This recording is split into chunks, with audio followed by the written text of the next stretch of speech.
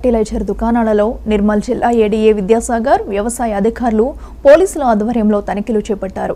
ఈ సందర్భంగా షాప్ యొక్క లైసెన్స్, విత్తనాల అమ్మకం, విత్తనాల ప్యాకెట్లను క్షుణ్ణంగా తనిఖీలు చేపట్టారు. షాప్ యజమానులు కొనుగోలు అమ్మకాల రిజిస్టర్లు సరిగా ఉంచాలని, ప్రతి ఒక్క షాప్ యజమాని షాప్ లైసెన్స్ కలిగి ఉండాలని సూచించారు. విత్తనాల అమ్మకంలో ఎంఆర్పీ కంటే ఎక్కువ అమ్మకూడదని తెలిపారు. విత్తనాలను అధిక ధరలకు విక్రయిస్తే చర్యలు తప్పవని అన్నారు.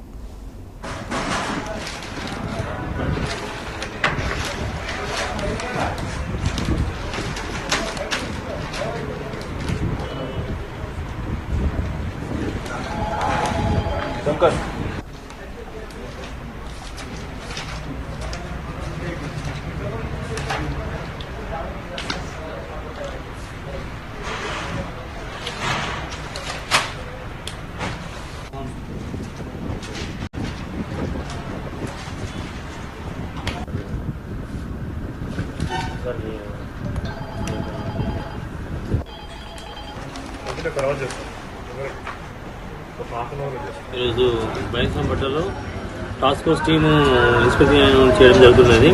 అయితే ముఖ్యంగా ఏంటంటే బీటీ కాటన్ సీడు బైన్సం మార్కెట్లోకి ఎక్కువ సప్లై అయింది.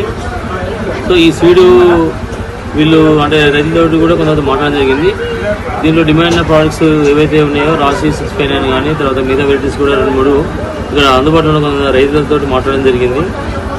ఇది మన ఎక్కువ రేట్లకు అమ్ముతున్నారా లేకపోతే ఎంఆర్పీకి అమ్ముతున్నారా, ఎంఆర్పీ 864 అంతకే అమ్ముతున్నారా, ఎక్కువ రేట్లకు అమ్ముతున్నారా అని అడగడం జరిగింది.